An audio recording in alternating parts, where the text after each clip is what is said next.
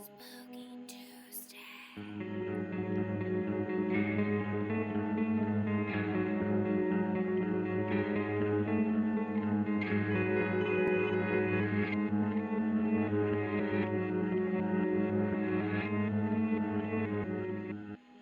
Going to Camp Blood, ain't you? God damn it, Ralph, get out of here. Go on, get. Leave people alone. You'll never come back again. Oh, shut up, Ralph. It's got a death curse. He's a real prophet of doom, ain't he? Hey guys, welcome back to Spooky Tuesday, a weekly podcast where we're breaking down all of our favorite slashers, thrillers, monster movies, and black comedies on the new scariest day of the week. I'm Sydney Thompson. I'm Monica Height. And I'm Chelsea Duff. And today we are talking about the movie that started the man, the myth, the legend, who isn't even actually in this movie. We are talking about 1980s Friday the 13th. Dun, dun, dun. And what a film it is. Wow. It is summer camp season. You know what I mean? We had to throw it back. It was the right time for it. I mean, we had to do it. And also, especially for Chelsea and I, because we just saw the second Fear Street movie last week. And so, you know, the entire thing was a ripoff of this movie. So it just seemed right, you know? They even had like a short-haired blonde named Alice. You know what I mean? Oh, wow. A clear reference. A clear reference. And not the only one. There was like many, but Okay, well, I have yet to see any of the Fear Streets. I'm waiting for all three of them to come out before I watch one of them. you're gonna hate it, I bet. I'll let you know. Okay. I can't I wait liked to see it. what you think. But Oh, no. I liked it. Terrible sign for Sydney to like it. too new.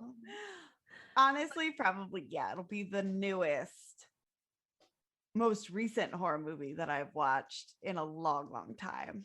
And I have to watch three of them. Oh, no. I mean, you don't have to. Oh, but I do. Ugh, so hard to be Sydney. I suffer. So it's so hard. But okay, the main reason that we're doing this movie, besides the summer of it all, it's because the day that you're hearing this, fair listener, is Tuesday the 13th. Tuesday the 13th.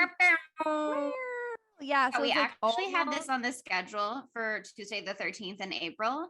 And then April became doll month. And so it got bumped to the next Tuesday the 13th, which was actually super fortuitous because obviously this one is the middle of summer camp, etc. And the movie takes place, the Friday the 13th in question of the actual movie is in June. So I think July, it's a J month. It's all the same. Basically the same. Yeah, I did look up when there is a next Tuesday the 13th in June, and it's 2023, which, you know, could we have waited 2 years? Maybe, but the people demand it now. You know what I mean? No. The people being me. Right. Me. This movie has like a lot of, like, some people like it, some people don't. This is the only Friday the 13th movie. There are 12 of them in total, I do believe. And this is the only one with like a certified fresh or whatever the Rotten Tomato score is. It's the only one with like a Oh no. score. And yet they just keep going.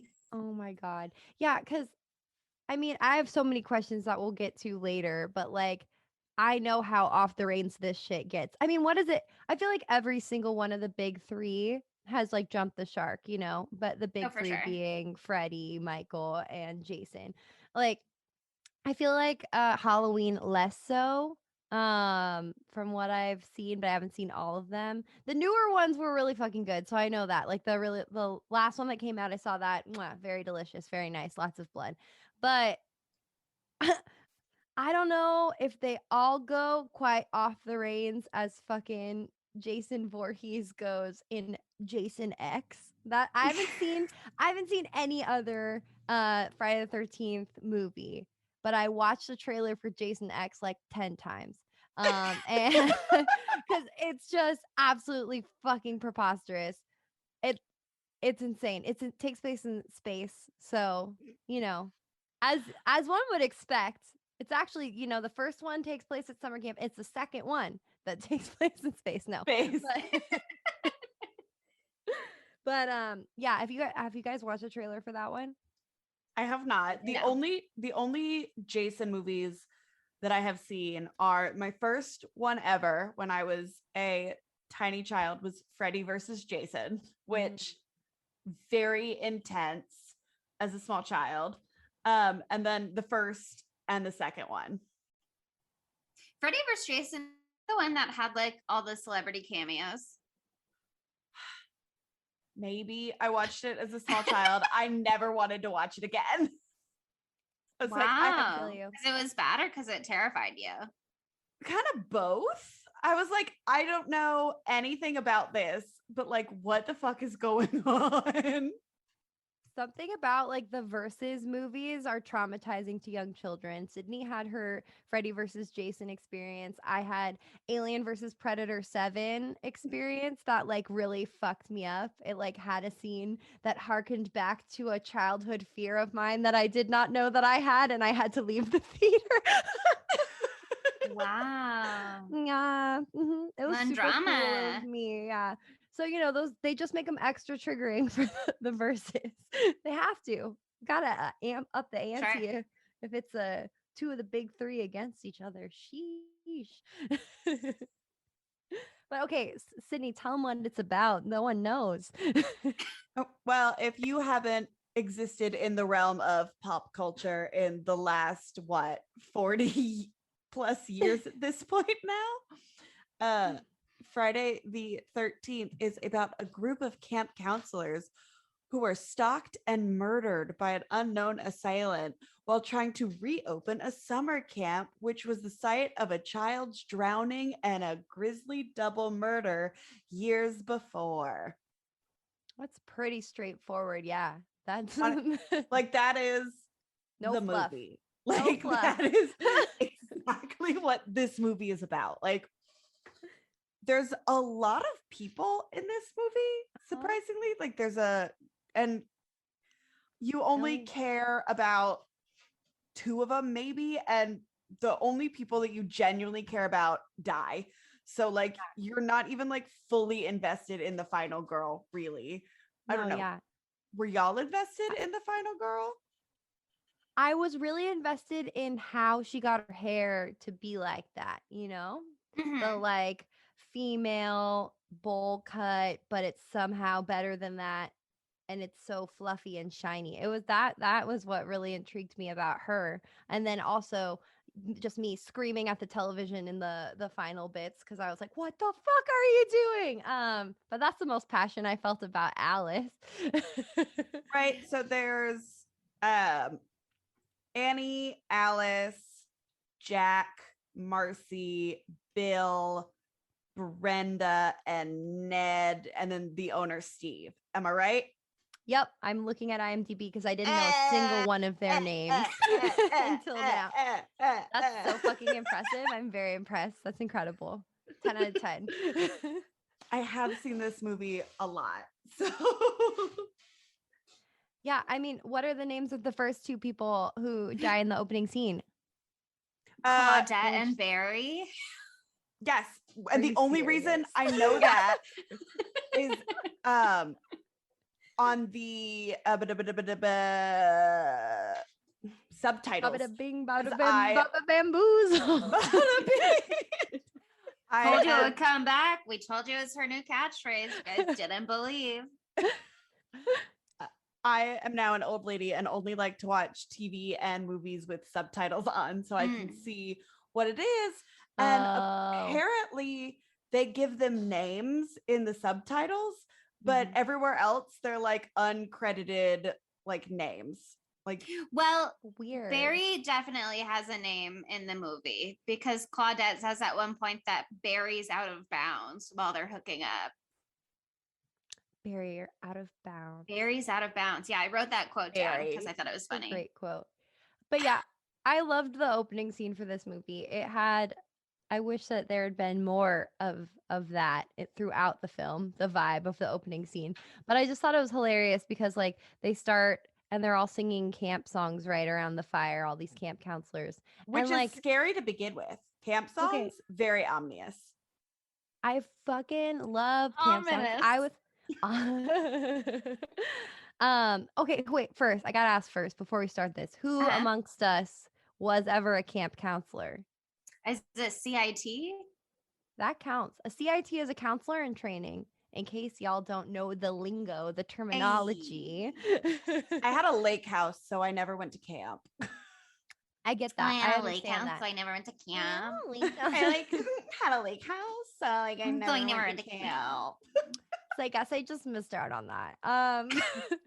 I was a CIT at very unfortunate. No, maybe I'm not going to say it. No, I'm going to say it. I went to SeaWorld camp before I knew that SeaWorld was bad. And I was a CIT at SeaWorld camp. But I was a child and I didn't know. And I wanted to be a marine biologist. Okay. And then the movie came out and now I know. And I have shame. But I had a really good time and I fed Shamu ice. So that was cool. But anyway, it was probably Wow, 20 cancel Monica. yeah, cancel me 2021. But I also was more like authentic to this film camp counselor in college because I went to UCLA. I was in Unicamp.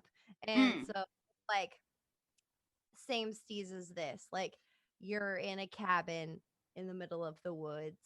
I don't remember what woods. And there were the scariest part of that was no showers. So no one showered for a whole week. Which Oh God. but you Did swim. the counselors get to shower? No? No. Nobody? No one showered. Was it just for the a whole one week? Just the one session? It was just 1 week. Yeah, you Okay. do one at a time. So it's not. Did you have a not lake? awful. There's a pool, and the pool had like a shower that you had to shower off with before you went in. And so you do a little rub down there, but that's about it. But yeah, it's part of the, you're just getting down and Sure. dirty. Didn't really bother me that much. Maybe I'm revealing too much about myself. Anyway, I already told yeah, you I guys did- in the fly episode that I related Not to much for bathing. Yeah. So Yeah, I was a counselor in training at a day camp, and I went to a sleepaway camp where we stayed in cabins and went hiking and went out on the ocean because it was Mhm. on a Catalina island. But the scariest thing there was like the specter of a bison being on the field or whatever. You know what I mean? The specter of a bison. That's pretty scary. You know how bison are all over on Catalina Island. I feel like I that's know, come up I've on a seen previous them. episode. Oh yeah. I went camping in Catalina last August and there was a bison at the like main camp, like the man that you go to when you need a Band-Aid. I went to go get a Band-Aid and there was a Nurse. bison at his house. I don't know, it was the camp man. I don't know what it's called. The camp The man. camp protector. That's his name. The Director? I went campsite director, campsite manager, campsite. The Steve Protector. Christy, if you will. Yeah, it's the To bring it protector, back and there was to a this bison. movie. But yeah, exactly. He was like that. But yeah, so I also went to a camp that wasn't SeaWorld camp before I went to SeaWorld camp. That was also sort of like the foresty kind of vibes. And we sang hella fucking songs. And fuck you, okay? Camp songs aren't all bad. Some camp songs are fun. I have fun with camp songs. I know a lot of them. I won't sing them for you now. But these fucking camp songs that these bitches were singing in the opening, they were singing like all the Christian camp songs. And I was like, no, this is the last song you'll ever sing. And it's hallelujah. Also, imagine making eyes at Barry across the fireplace while singing hallelujah. Not hot. For Claudette, For some people, it was. clearly was. Okay. Well, good for Claudette. I'm happy for you. But my first note of this entire movie was lame ass camp song. Mm. So Mine was okay. Camp songs are just overall creepy, and I stand by that. My first note, other than documenting Camp Crystal Lake 1958, was remembering that the are from this movie. Yeah. Because my first introduction to the is the Saturday Detention episode of Degrassi: The Next Generation. Oh my God. Yeah, I mean, You've I'm a done noted 3 very Degrassi stan. different things right now. But in the Saturday Detention episode, they like go down into the boiler room and Toby is scared and all the other characters start going like to be scary, to freak him out. And I never knew what it was from until we watched Friday the 13th, I think like last November with our OG spooky crew when we had another Tuesday the 13th. And then I remembered again when I was watching this over the weekend. Yeah, you'd think that if they're in a boiler room, they would have tried to sing a Freddy Krueger song. Oh, it's kind of hard to sing that like 80s murder music that they had. The synth sounds. It's like the Take on Me, but murder version. Mm. Like I said, that I would still love to be killed to that song. Like if I have to be killed, that's the way to do it.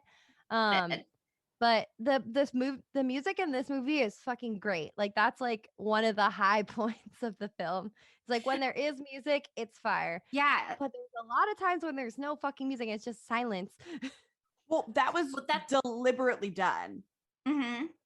So this movie is a clear, blatant reference to Halloween.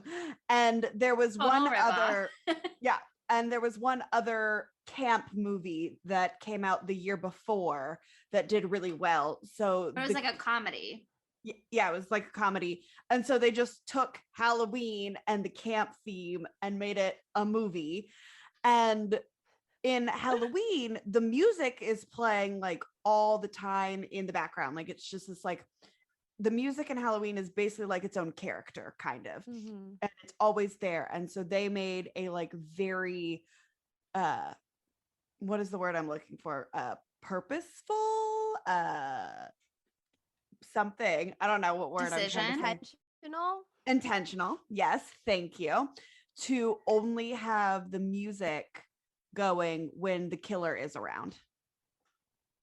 And apparently there used to be a game, like a phone game about Friday the 13th, but then there was some like weird legal action, so the game had to stop, which is why we haven't gotten any new Friday the 13th movies recently. Like there's this like ongoing legal battle about it.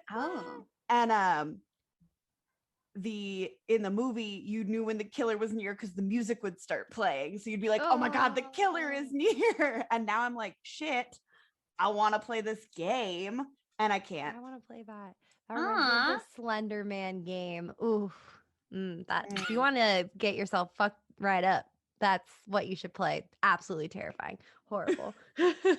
I will say though, before we move on from the soundtrack and the songs, apparently this is like a whole thing. To me, it sounds like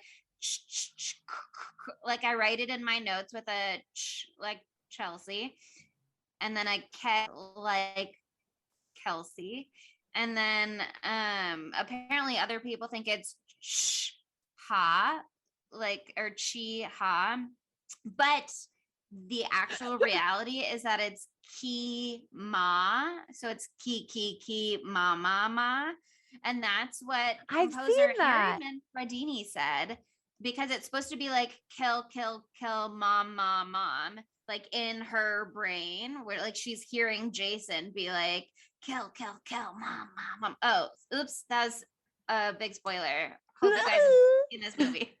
Hope you guys had at least seen Scream, which in the first 5 minutes of Scream spoilers this movie. So, you know. Listen, this movie I'm not going to take too much credit for that. For over 40 years. Yeah.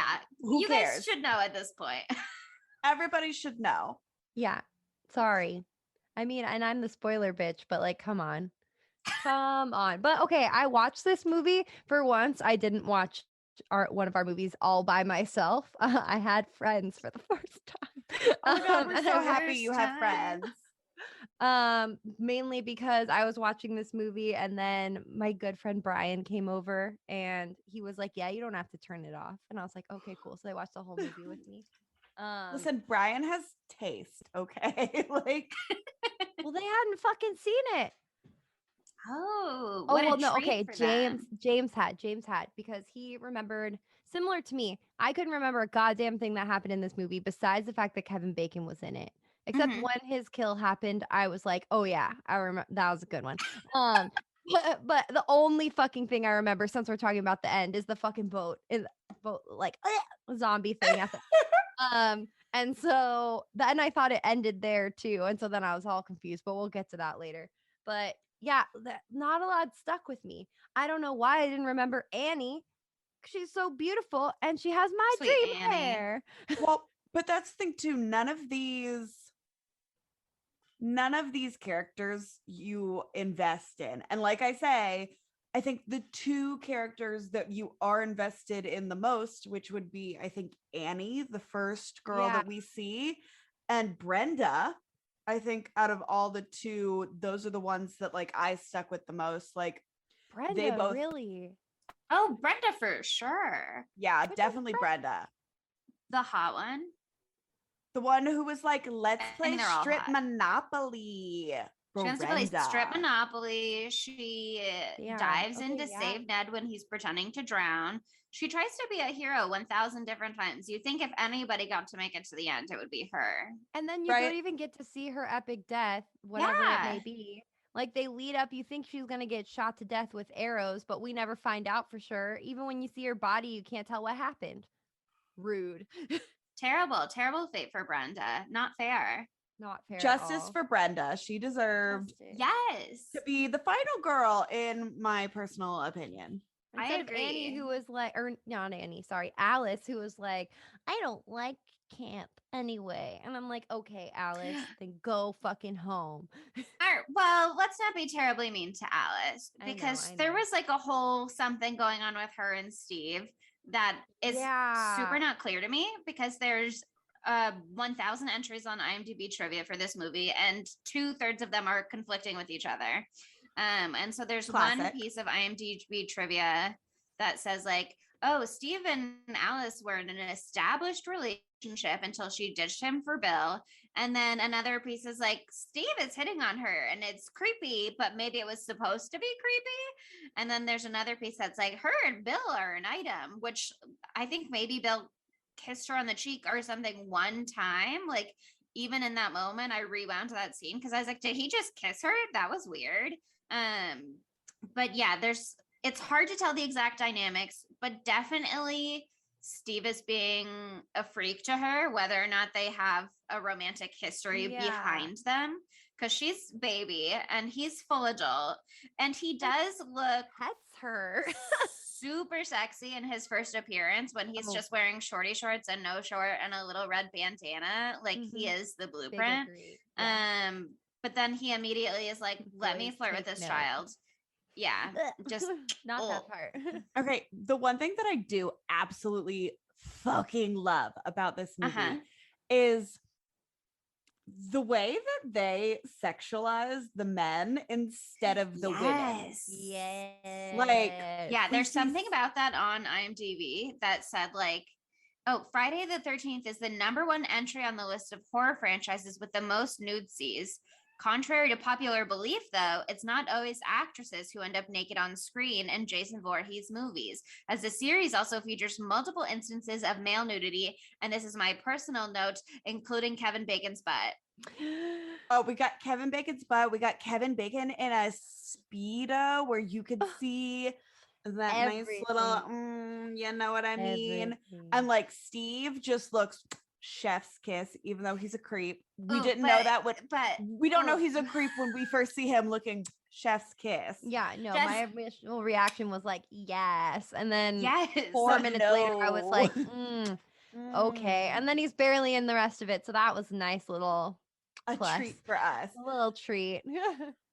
But like, just this movie delivers. I And was really pissed at another myself though. You go. what? Oh, I was about to say another great fashion point of this is all of the absolutely iconic raincoats. Oh, yeah. Yes, that green one. The Brenda. All of Brenda them. had the green one, right? Yeah. Yes.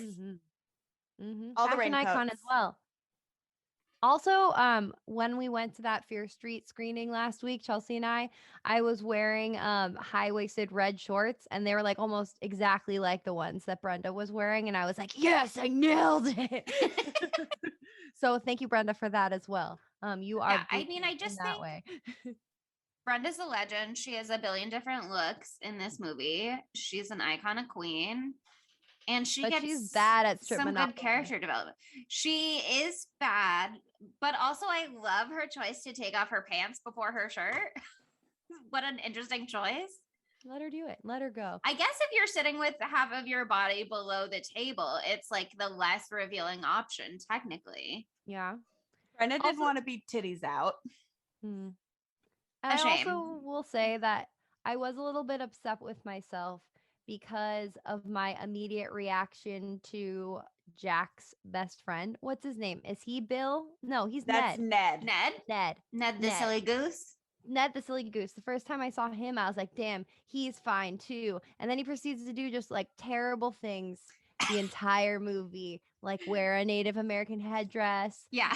wear, like pretend to die so Brenda will kill him like a pathetic freak.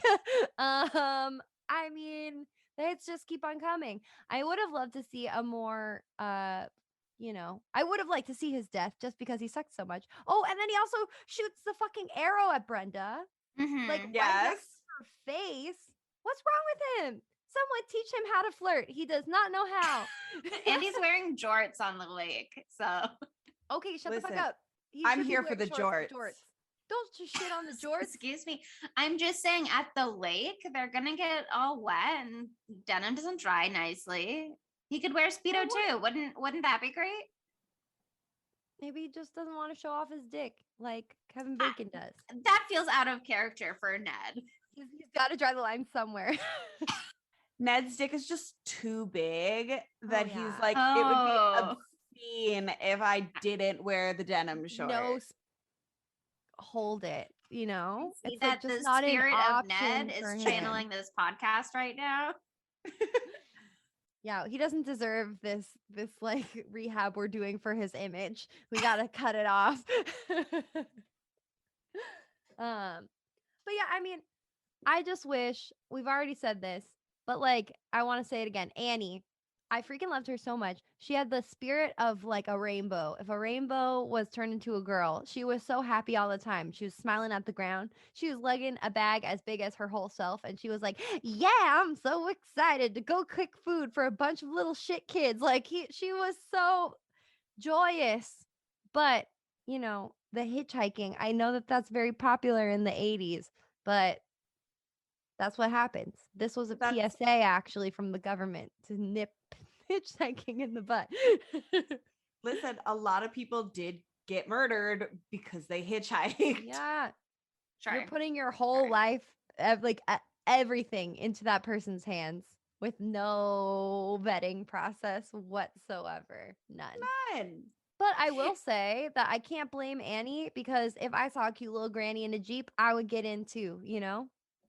It also is wild because she was in the truck with that other guy beforehand, and he was like starting off normal at first because he was like, "Oh, Ralph's crazy. Don't listen to Ralph." And then he was like, "Actually, Camp Blood is doomed, blah, blah, blah." And then she's like, "This is weird." But one of my notes is that Annie is just vibing on this car ride as the guy stares at her. And I thought it was so weird. And then I read IMDb trivia, and it says that actually they did not film that scene together. They filmed it separately. So it makes That total sense why their explains a vibes lot. don't quite match. She's just like, ha ha ha, Camp Blood sounds cool. Ha ha ha ha.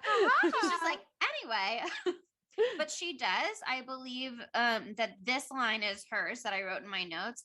When he starts to be truly rude, she says, "You're an American original," which I think is an excellent burn. That's such a good burn. That's iconic. You're an American original. Mm-hmm. Yeah, I mean, I will say also, as far as other people who are not the hot, sexy youths in this film, Ralph is a man that I love. He's got a cool hat ish. It's a fedora, but he rocks it in his own way. He's tall and spooky looking, giving me like what's his name? Thing is the hand in Adam's Family. Irk. Yes. What's the big Lurch? Irk. Lurch. He's Irk. giving me Lurch vibes a little bit of that Lurch energy. And like everything he says has like a fun, ominous weight to it, you know? Like Camp Blood, there's a blood curse. I am a messenger from God. These types of things. Like I want to start saying more dramatic things like that in my life, you know? Yeah. Monica, nothing is stopping you. You can do that.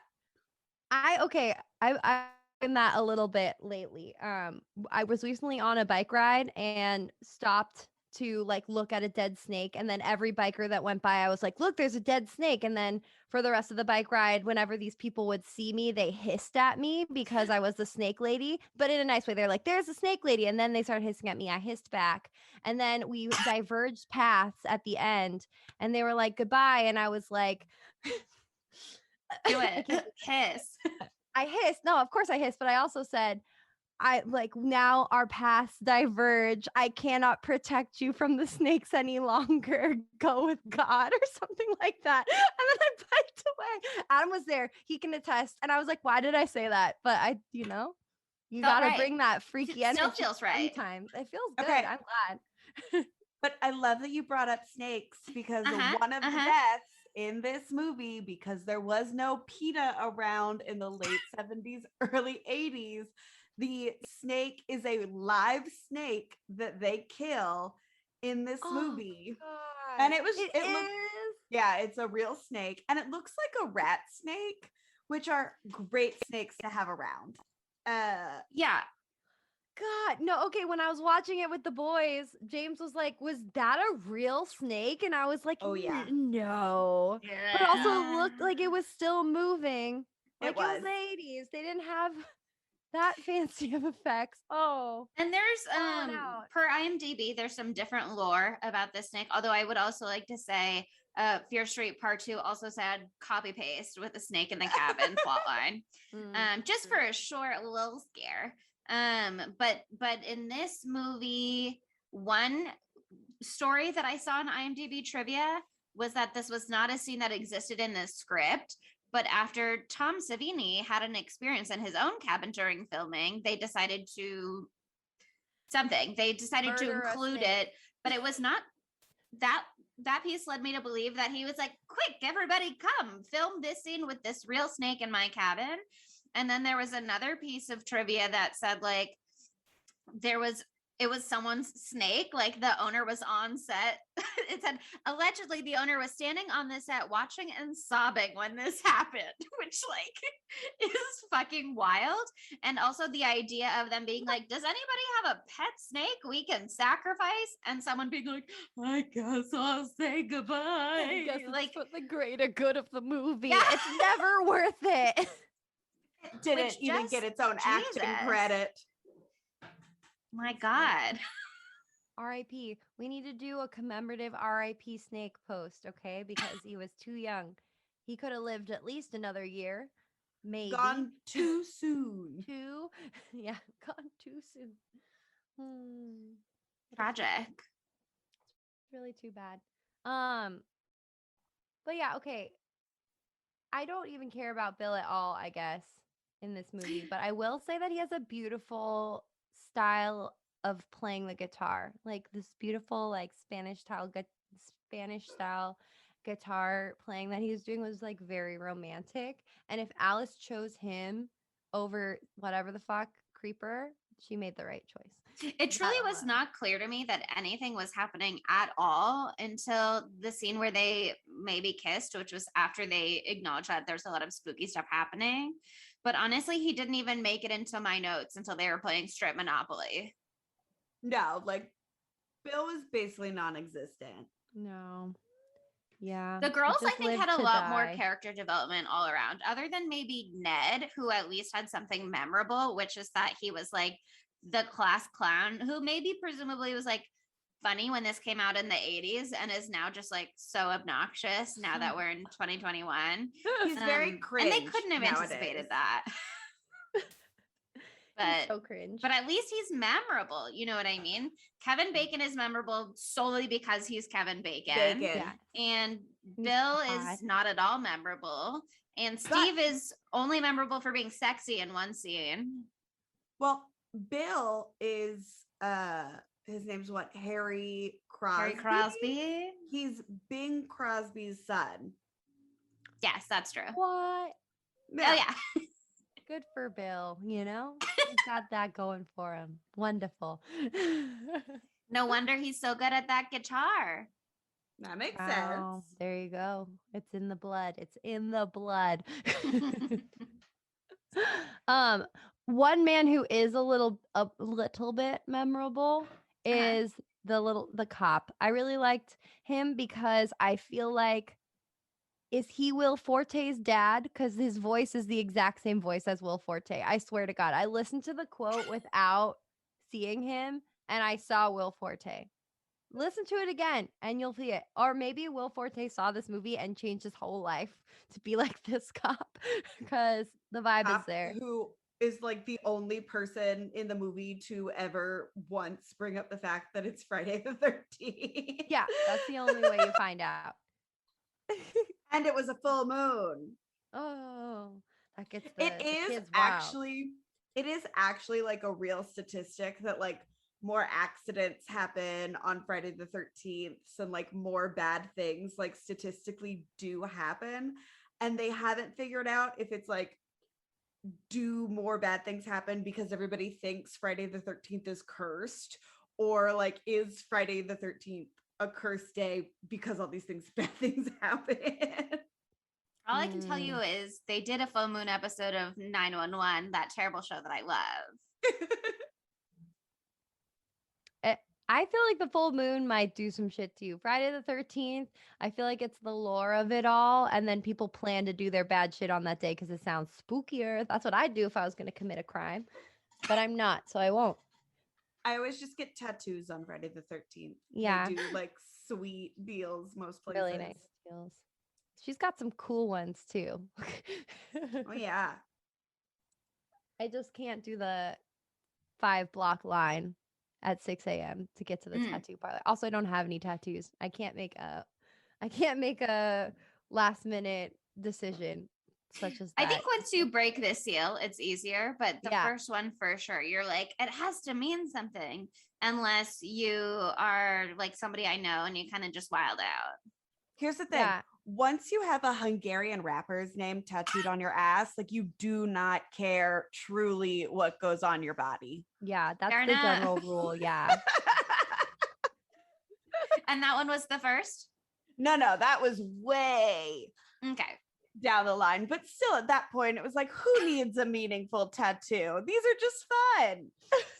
Once you've gotten one that is purely just decoration. Once you have your pure chaos tattoo, nobody cares.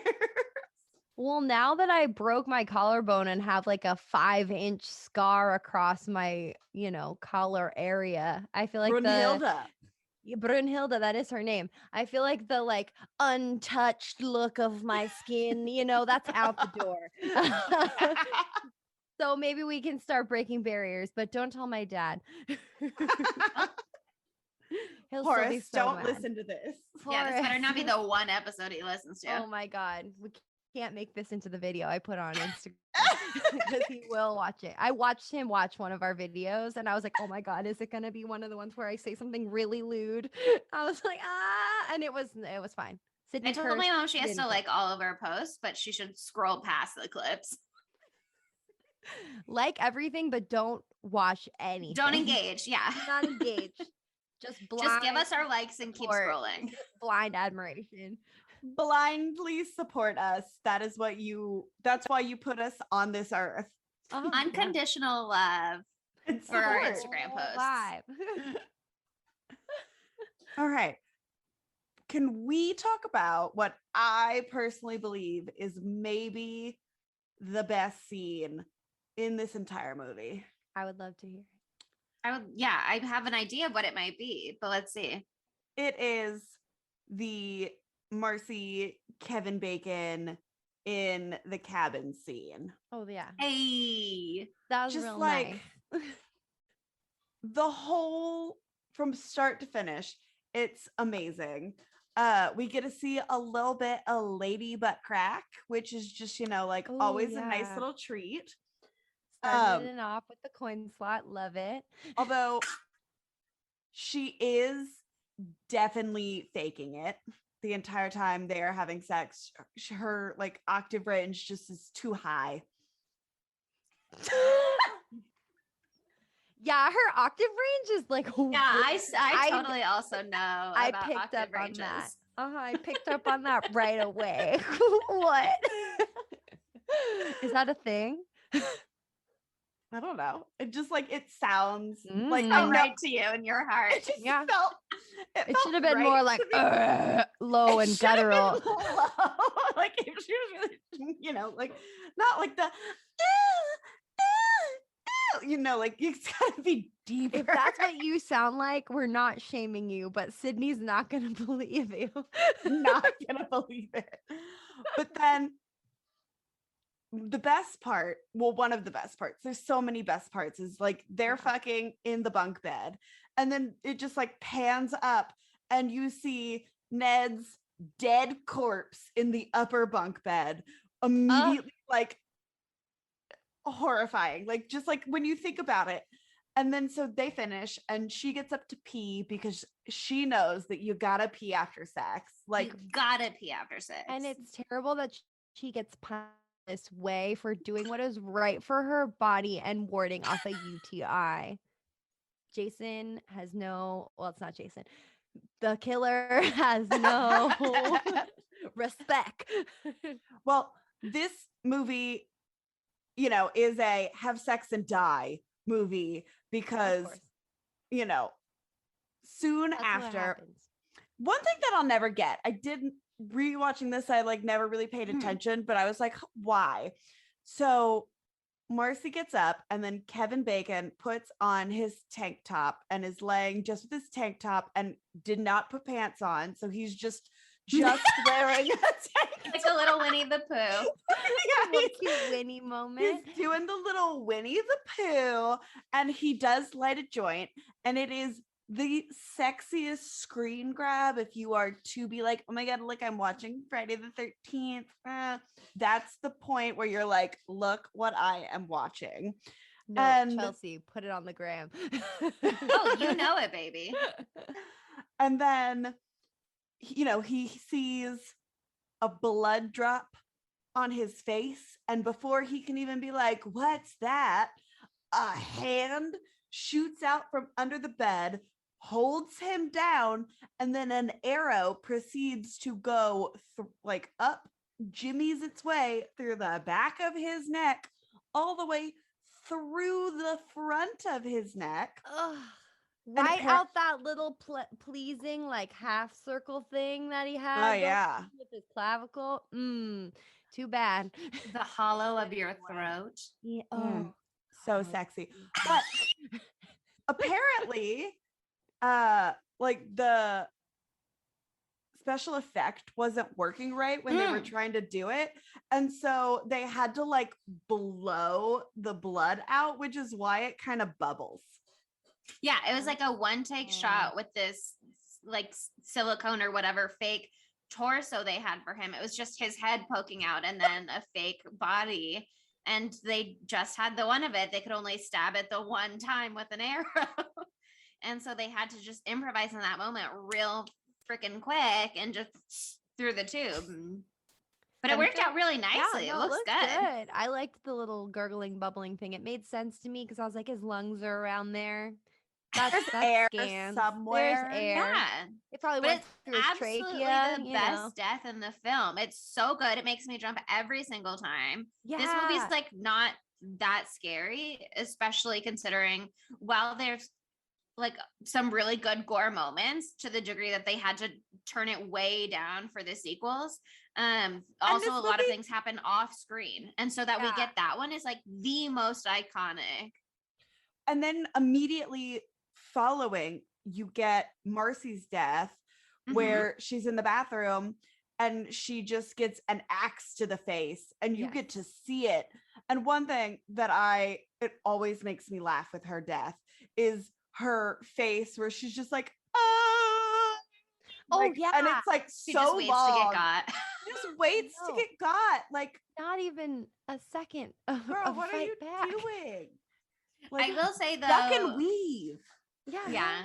Truly, I mean, it gets her right in the face. So I Right guess there's in the only so much face. She escaping didn't that. even put her hands up to She's protect her face. She's just like, You know okay, what? this is my At that bad point- side, so hit that side. At that point, maybe you want it to just happen fast. You say, like, I don't want to get hit in the arm. I don't want to get in the body. Just go right for the brain. Honestly, one and done. That's fine. Having to be axed to death multiple times, no thanks. Just No one thanks. go. Well, Yeah. Make it easy. Here's like this movie, they all die immediately. Like, there is no like long drawn. It is just like a boom, dead.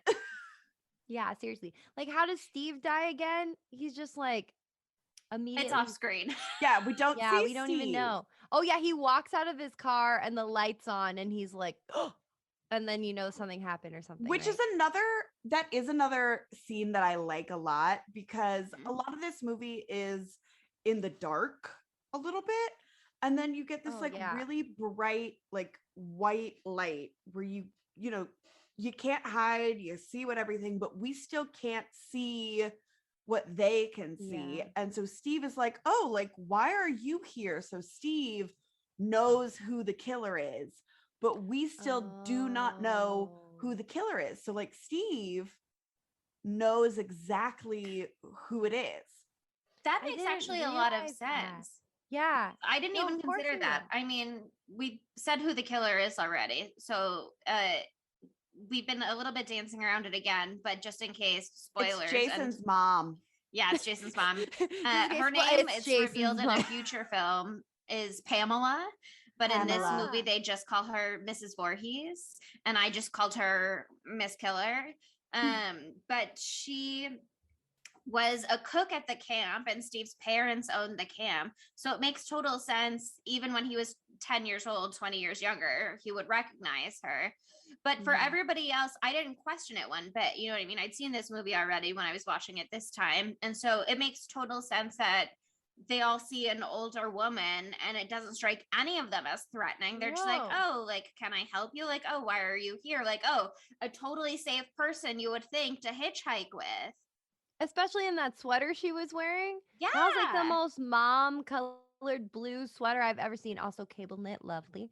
Even when we finally see her for the first time, Alice just like thinks that she's there to help. You know what I mean? She's just like, let's get out of here. It's only once she starts being like, we don't need to leave. Things are great here. That it's like, oh, but even then you can forgive Alice for being like, she clearly just doesn't understand the stakes. She clearly just doesn't believe that several people have been murdered. She sees like a teenager who's out of her mind. Like, Alice is cutting her some slack, being very generous. Miss Killer, not so generous. No, definitely not. She's got a set list of rules. She's got a set list of skills. I was trying to She's make a also Taken mean to reference, but I've never Alice. seen Taken. She's mean to Alice. I don't. How Like, strong? why does she kill everybody else so fast? And then Alice, she's like, I'm gonna slap the shit out of you. Oh yeah. Well, She that's loses the that funny part. weapon. That's the funny part is, she's like slicing throats and like being a big menacing, and then she like gets to Alice and we see her on screen and she's like, like just Bitch slapping slap. her. Like, and I want to know, like, what kind of strength does this woman have? Because I can only assume Incredible strength. a dead body is heavy. And when it's a huge rainstorm, they're all wearing the cute little rain jackets. Alice and Bill are like, I think I heard a scream. I think it was Brenda. Barbara, Deborah, Brenda. It's all the same. There's And no way so to they're know. like looking around and they find an axe in the bed, very ominous. Love that. Oh, Keep saying yeah. obvious. It's so cute. I don't know words. Um, It's very Learned by funny. It reading, sounds and that's an more admirable spicy. skill. And I'm sorry that I teased you, but I think it's adorable. Thank you. Um, and they're like looking around and they can't find any of these dead bodies. And so she's moving incredibly fast to like Yeah. hide and like place Yeah, all of that these moment. dead bodies. Mm-hmm. She's She cleaned. She throws Brenda's body through a window, and then 5 seconds later, she's like getting out of the car. Like she teleported into that car. Like this woman has extra human, like superhuman strength. Understand where Jason gets it from in later movies. Must be genetic. Oh, Must yeah. And then, it's just this tiny little lady. She's like, "Oh no, it's me!" And apparently, the haircut really drives the little lady bit home too. Like that's my grandma's haircut. well, apparently, like one of the big shocks was this actress was supposed to be known for like playing very wholesome roles. Oh, And damn, so that's one of the epic. shocks, like in the 80s, when it's her, is like, oh shit, it's her. Like, Oh shit, it's a Mrs. Brady equivalent. yes, like one of those Oh type, shit, just it's like Betsy Palmer. That's her name. yes. One of the things that I wish that maybe I wish we would have seen her in the movie, like in the very beginning. Know what I mean? Like she could have been somebody in the diner, or she could have been like one of the people like with Steve. Know what I mean? Like she just kind of appears out of nowhere a little bit to it all be like, we're like, who is the killer? And then we're just like, it's her. Well, I kind of like that you have no inkling at all that it could possibly be like the mom, They only bring up the drowning death of Jason for like 1 fucking second. Yeah. Like the whole movie, And so what? I think this maybe is not the same take that you were saying. So if you want to finish, please go ahead. Oh, yeah, I just feel like it's fun to see her and like not really know which way it's gonna go. But at the same, like you see her come out of the car and you're like, that can't be the killer. But then you kind of know that it's gotta be her because it's the fucking car that Annie was in that when she was hitchhiking, and they show you the car so plainly. So, Fun fact, the Yeah. Jeep, her Jeep and Steve's Jeep are the exact same Jeep, except her Jeep has the top on and Steve does not. So Amazing. technically, you'd recognize that car either way. True. But yeah, I mean, I think it's complicated because I saw this movie for the first time knowing about Jason and all of the other Friday the 13th movies. And I saw this movie for the first time having seen Scream and the like gotcha trivia question of like, who was the killer in Friday the 13th? Oh, it wasn't Jason. It's Mrs. Voorhees. You know what I mean? That's how Drew Barrymore gets got. But Damn, you have such a good memory. Thank you so much.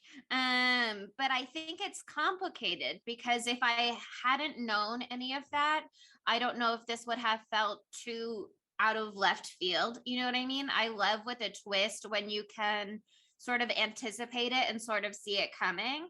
And obviously, I know part of crafting a twist is withholding certain information from the audience, but sometimes it feels like maliciously withheld so that you can't guess what's coming. And sometimes it feels like artfully withheld. And it's hard to say what it is in this movie because I had the knowledge already. You know what I mean? It's hard to say were hints well planted in the beginning that you can sort of, when you find out, you're like, oh, that makes sense. Or was it one of those things where only in hindsight is there anything there at all? You know what I mean? Yeah, I see what you mean. Because I love being able to guess. a little bit or try to figure it out, or at least get part of the way there. Like a really good twist is like you kind of can start to figure out something, but then there's one piece you missed or something little that you couldn't maybe have known that makes it still a surprise. This one, you're right. There's nothing. There's just like, oh, a child died. You drowned. Yeah, That's I it. think maybe we could have gotten like a young Miss Killer in the 1998 scene when Claudette and Barry got. Like, we could have had more of an impression that they knew who she was, because they do kind of speak to her as if they know who she is, being like, oh, we're not fooling. I don't remember what they say. But they speak to her as if they know her to a degree, in that they're camp counselors and she was the camp cook either that year, maybe, or at least the year before for sure. And so there's some like recognition, even if there's not a relationship, and there's some recognition that she's like an adult. But I think if we had gotten a little bit more there, it could have really added to the reveal feeling like a nice payoff. Mhm. But that aside, I think at least being like, oh, there was a kid who drowned, like you start to get a little bit. There's the focus on the lake with the drowning when Ned pretends to drown as well. Yeah. You know what I mean? Like there's not nothing. That's true. They also could have made it, I don't know if it would be too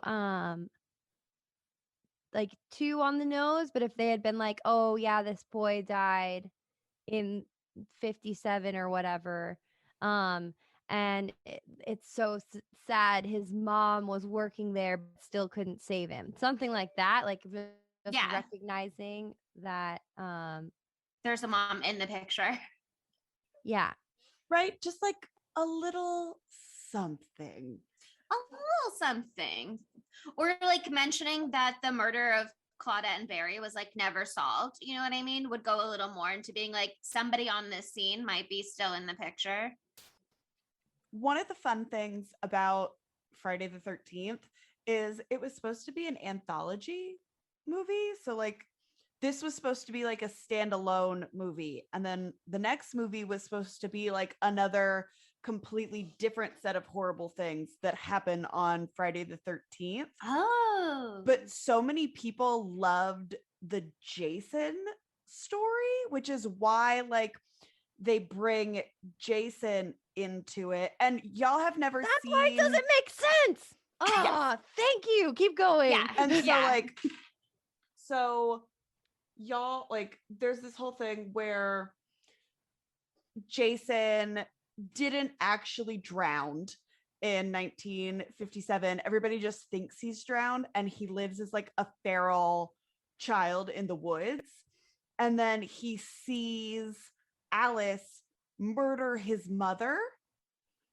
And so then he goes and is like, he like exacts revenge on anybody that is like in the area. That's like the whole, like how Jason becomes like the main person. And fun fact, in the second movie, because y'all have never seen it, he literally wears like a burlap sack over his head. Like it's not even the hockey mask. When does he apparently get he doesn't the get the hockey mask? In like Friday the 13th 4. Yeah. Okay. The all final right. chapter. And then they go on to have like 12 movies. Wait, if he wears the burlap sack, that's Fear Street Part 2. That's Fear Street Part 2. Oh my God. It is a direct copy. I appreciate I still liked their homage, but it's a lot. And he also like has an axe, you know, and there's an axe and then okay, because I was racking. This is my question. These are the questions that I was telling you about. Racking my brain. I was like, I was so mad. Because one, when the zombie baby comes out of the sea and knocks Alice into the water off her canoe, which is an incredibly ridiculous, beautiful scene. The reflection of the woods on the water. Stunning, blah, blah, blah. But like preposterous. I was like, how does this make sense? He is still a child when his zombie body comes out. But then I'm like, okay. And I forgot that the last part happened. So I was like, okay, so that was like a vision or whatever. Or yeah, like I think dream. she's hallucinated it. But then I was like, okay, but then Jason has to be alive. And so I was like, was he alive this whole time and his mom didn't know? Like what the fuck? I was like, is he a zombie? Like, is he mostly I was like, is he a zombie? I was like, is the whole thing, because I've not seen a single fucking other one of these movies. I was like, he's got to be a zombie, right? Because I had seen the Jason X trailer before. And in the Jason X trailer, he and then I played it for the boys right after, because I was like, look, he's got to be a zombie because he's like in space and he's fine. And he like comes back. There's one part of the Jason X trailer where like he like gets yeeted off the spaceship or whatever the fuck, and then he comes back and he doesn't he doesn't have the hockey mask anymore. He has this like new age silver chrome mask on his face instead. I was like, so he's a cyborg. Like, I don't know. But good to know that it just doesn't make sense and they just decided to do whatever the fuck they want. So Well, yeah, I my mean, anger is eternal. When you read some of them, it's just like Jason is unexpectedly like brought back from the dead. Like, and that's just what how they explain it all the time in like multiple of the sequels. you know how that one recent Star Wars movie got a lot of shit for just being like, somehow Palpatine returned, and they just never explain it. It's exactly like that, I think, where they just decided. Because if you read IMDb trivia and you trust it, it will inform you that approximately everybody involved with this movie just did it for the paycheck. Most of all, Betsy Palmer, who seems to be a true hater who eventually came around, and God bless that. She seems like an absolute icon because she kept being like, I don't know who this guy in the hockey mask is. My son, Jason, drowned in 1957. So truly, she was like, what the fuck is this? But lots of people... that Betsy Palmer, like the writer, the director, like truly just needed a check. And so they came up with this movie and they were ripping off Halloween. And then with the end, the dream sequence on the lake, they were ripping off Carrie and the dream sequence where like her hand shoots out. You know what I mean? So they just wanted a scare like that for the end of the movie. And so it didn't need to make sense. You know what I mean? Because I kept thinking, like, how are we supposed to interpret this end? Like, were they leaving it open for a sequel? Were they not leaving it open for a sequel? Was it just supposed to be scary? The answer is it was just supposed to scare the shit out of you in the last few moments of the movie. And it doesn't make any sense. Although, honestly, if you look back on it, the police, when Alice is like in the hospital at the end, the police say we pulled you out of the lake. They really don't clarify if they mean like pulled her out of the water or pulled her out of the boat. Yeah. So you could argue that her dream of Jason like flipping her could have happened and she remembers it, but it was like part of a memory she couldn't access. And I said Gombi, ghost zombie Jason just like has the power to I'm sticking by it. That's what it is. On purpose. It's a Gombi. Yeah, watch for my horror franchise Gombies one day. But Gombi Jason like had the power to flip, not do anymore, maybe, you know what I mean? And then they rescued her because it is like the next morning in her vision. So who knows? But yeah, I mean, there's no answer. It's one of those things that they didn't intend for there to be more movies. The directors, like, they pitched Jason coming back to the dead to me, and I was like, no, what are you talking about? That doesn't make any sense. And then they rolled with it anyway, and then it became a whole franchise. But yeah, the anthology idea makes 1,000 times more sense. But also, isn't it fun that we got a little Gombi? Listen, we love some Gombies. We love a Gombi. But also I was so mad because I was like, Google, like, what is Jason Voorhees? Is he a zombie? Is he a ghost? Is he Jason? Like, what is he? Is he anything? And there was just nothing. There is nothing about anything at all. Zero. It was just like, Jason is a killer in this series. And I'm like, cool, thank you. That's fantastic. But he was a Gombi all along. He was just a little Gombi. Oh, wow. Do we want to get into segmentos? Oh, God. I just have one more thing I want to say before we go to our segmentos. And I'm already regretting that I said it. But one thing I would like to bring up just before we move on, we touched on it a little earlier, just in terms of Miss Killer must be a strong woman. She must have a superpower. And I would just like to say, beyond throwing Brenda through a window, I would like to picture this. You're Miss Killer. You're going after Bill. Do you pick him up by the throat with one hand, hold him against the door, and then stab him full of arrows? Do you hang him up by his shirt tail on the back of the door and then shoot him with arrows? How are you executing this death? How do you envision that going down? I think she politely asked him to hook himself on the door, and then she was like, okay, now I'm going to stab you now. And he was like, sweet, there's nothing here for me anymore. I thought you were a helpless old woman. And then she's like let me Granny, I'll hang myself up on the coat rack. Reel you in. That was Does that sound like an arrow? Sure. Sure. Yeah. Come on. I took 30 seconds to think about what an arrow would sound like. That sounded came really up with good. I swoop. really liked it. Yeah. I was nailed it. whip. I think actually she put together a series of Home Alone style booby traps that swooped him up onto the door, and then he like kicked his leg and it hit a lever and he got shot with 1,000 arrows. She said Alice isn't the only one who knows how to tie knots and do some impromptu rope work. There you go. She had to outsource some of it, you know. She, like you said, she's in 20 places at once. She just set a booby trap for that last one. We love a good Scooby-Doo style booby trap. Okay, so this question, we can find a way. There's always a way. Oh, I've got there's ways. a way. So how could this movie be gayer? I mean, there's a lot of room for it to be gayer because it's barely gay at all. Arguably, I would say Steve Christy is a bisexual. Have you looked at him? Yes. Fair. That's very fair. Also, I also feel like there was room for romance between Brenda and Alice.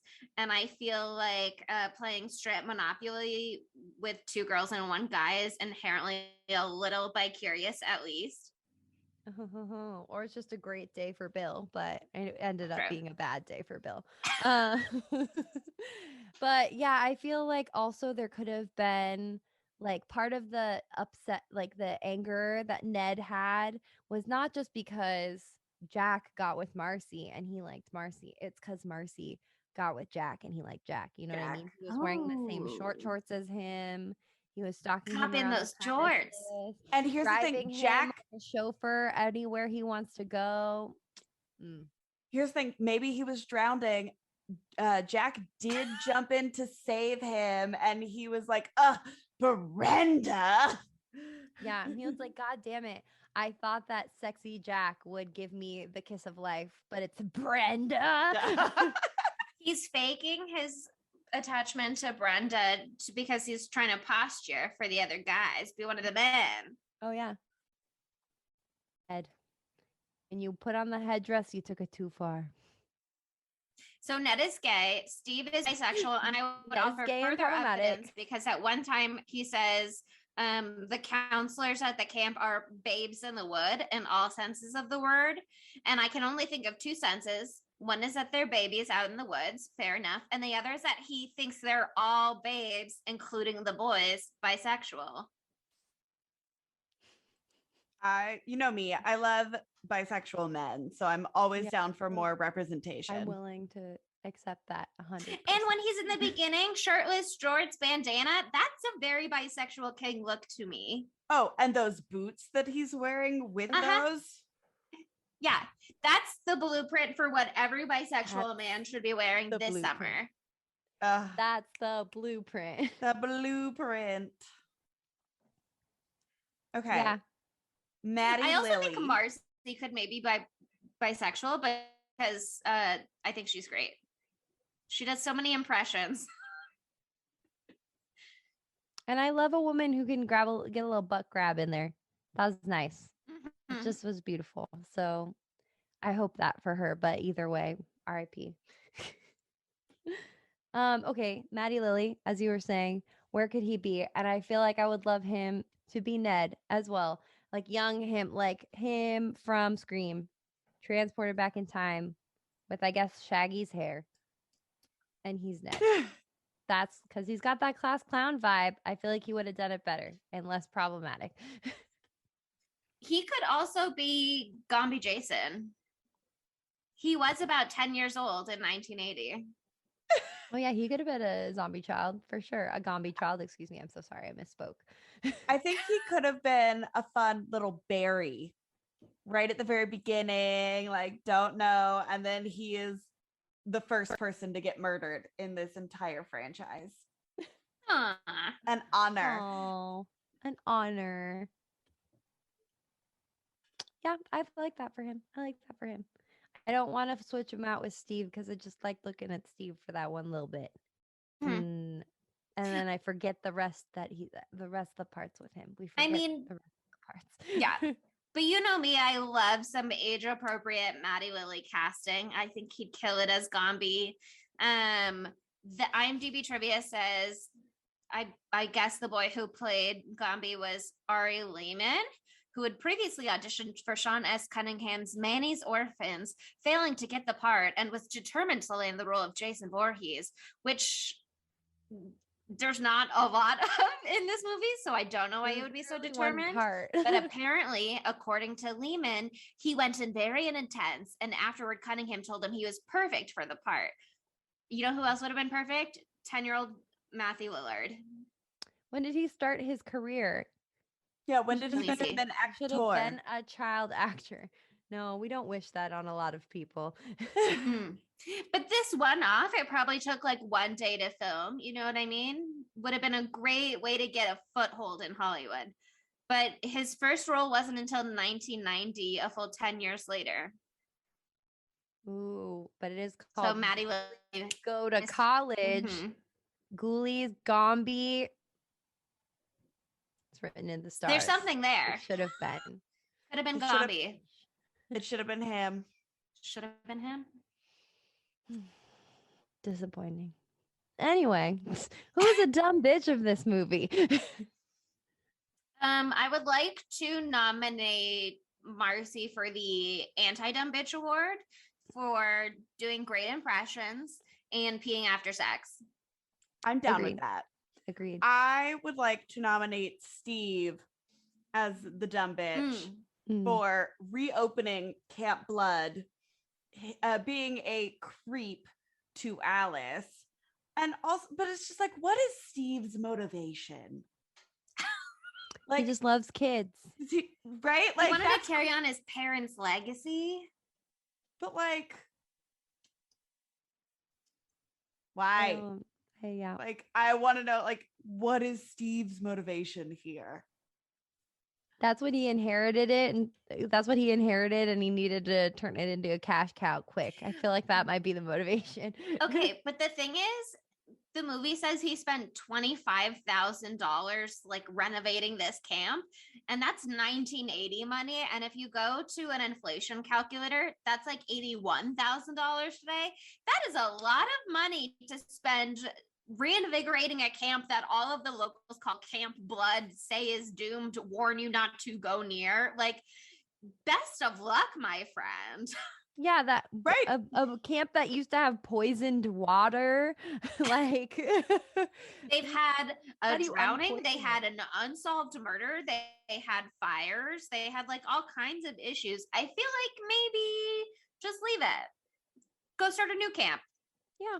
I Right? bet $80,000 could get you a sweet ass new camp.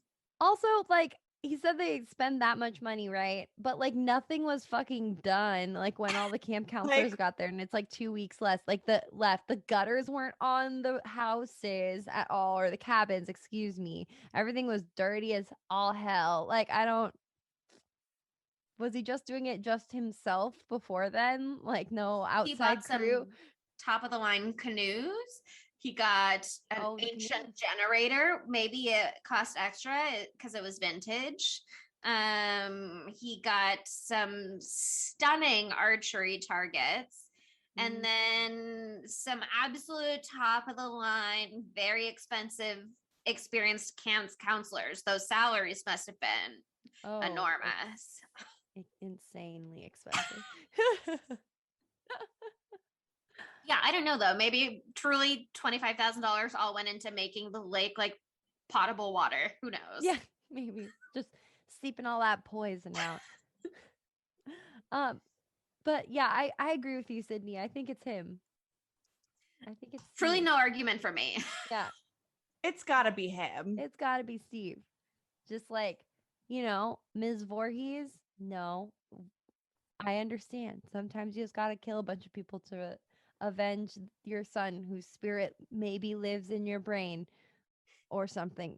We didn't really address what's going on with her, and there's no way to address it. And we hope she is well on her way. And I mean, on her journey.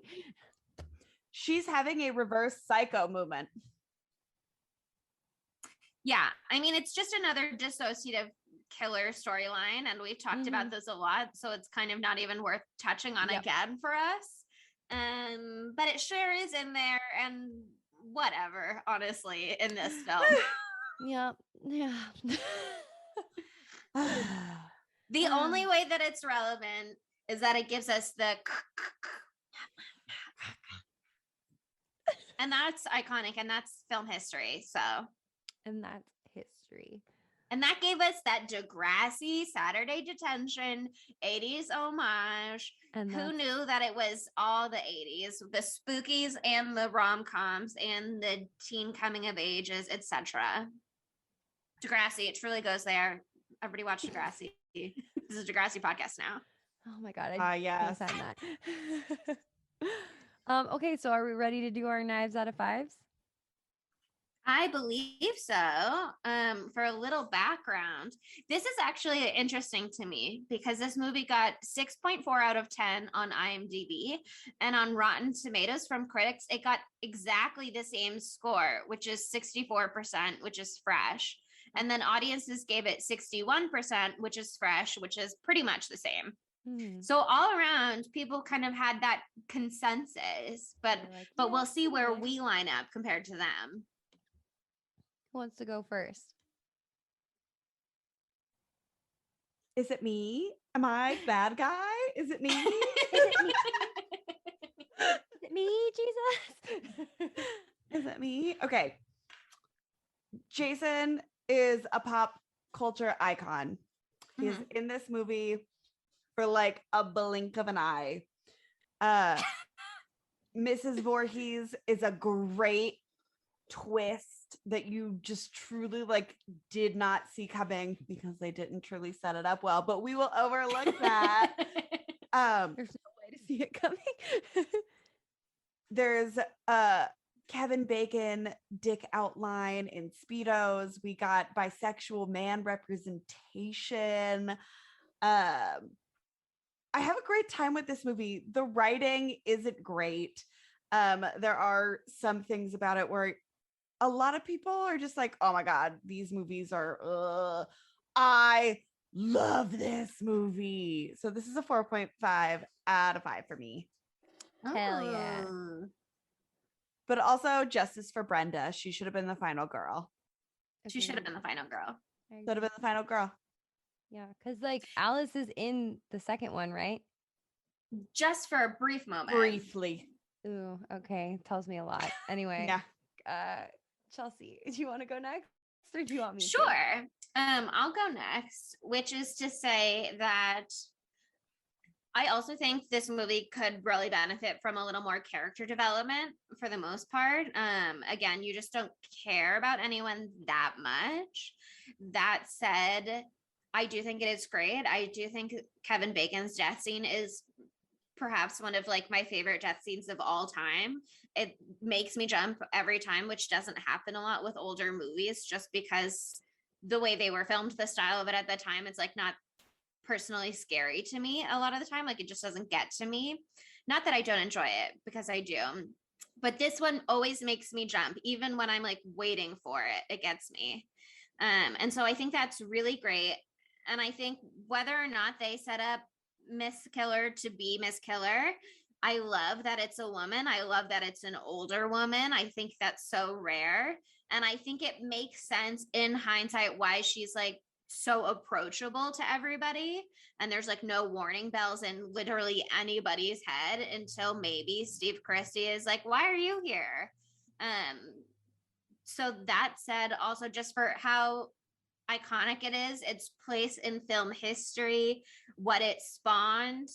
I will also give it like 4 knives out of 5, not necessarily for the quality of the film itself, but for the overall legacy. Yeah, I feel you on that. I mean, I've seen the movie, I think this is either the second or the third time that I've seen it. And let me just say, don't watch it during the day because it's very hard to see. And I was like, what's going on for a lot of it? Because like it's all in complete darkness, or at least half of it is. I feel like you guys hit most of the points that I would want to make. There's a little bit too much downtime for me where they're trying to build tension, but I don't think it's necessarily effective because like they choose to not put music in parts that I feel like if they had would have amped it up, I would have been like, oh shit, what's gonna happen? Instead, I'm like, it's the middle of the night and she's walking around and it's completely silent. Like it just didn't scare me quite as much this go around. But that said, I mean, it is iconic. I love this movie in particular because it doesn't, I think it's odd, like the audacity of it all to have started this like I don't know how multi-film, multi-million dollar franchise, but it doesn't even fucking barely have the dude in it. And like there's no explanation of how he's in all the rest of them, and it makes no goddamn sense. They're just like, fuck you. We're gonna do whatever we fucking want, and you have to deal with it. Good for them, you know? If they have the money to do that for a film series and they just want to fuck around with it, go for it. That's great.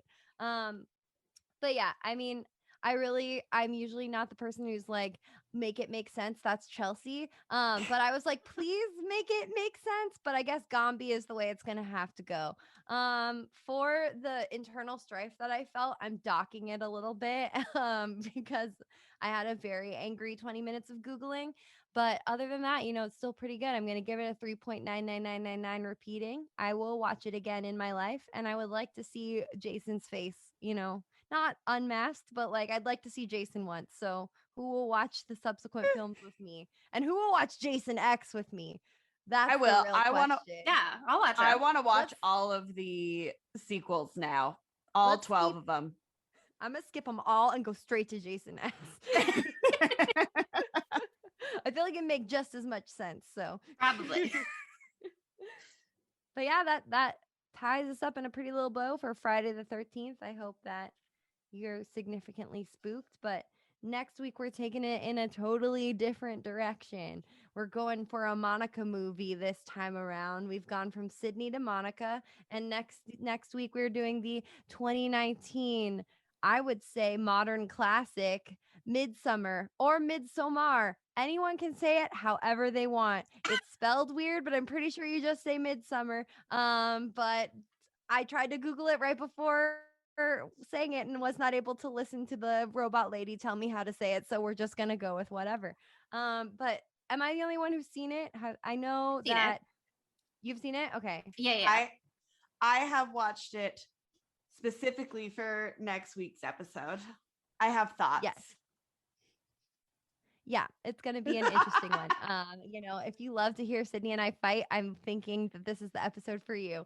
But yeah, I mean, it's an Ari Aster movie, A24. It's like part of this like new like mini genre, not mini genre. It's like the new tide of horror films that I really fuck with, and so I loved this shit. Elevated smart horror. I love stupid shit too. I'm gonna love Jason X, okay? But also, I love this shit. It made me feel things, and I'm excited for you guys to watch it if you haven't yet. So Yeah, and there's so much discourse surrounding this movie and what it is and who you should be rooting for that I'm really excited to unpack it in a week. That's gonna be fun. Okay, sick. Well, if you liked what you heard, why not consider rating us 5 stars on Apple Podcasts? I just think that it would make you feel good. It would certainly make me feel good. So consider it. Outside of that, we're also on social media. Have you heard about that? We're on Instagram, Twitter, TikTok at spooky_Tuesday. And we're also on some other OG platforms such as Facebook. We should get a MySpace just for the lulz. I'll make it. I'll make it. I have been begging y'all to get a MySpace. We'll get ourselves a MySpace, and then I'll try to reactivate my MySpace so you can find my moody posts. And I'll also try to find my Tumblr, which has the real moody posts. But we have a Tumblr as well. That's why I'm saying it. And all of that can be found at Spooky Tuesday Pod. I hope you have enjoyed yourself, and goodbye. Bye, spookies.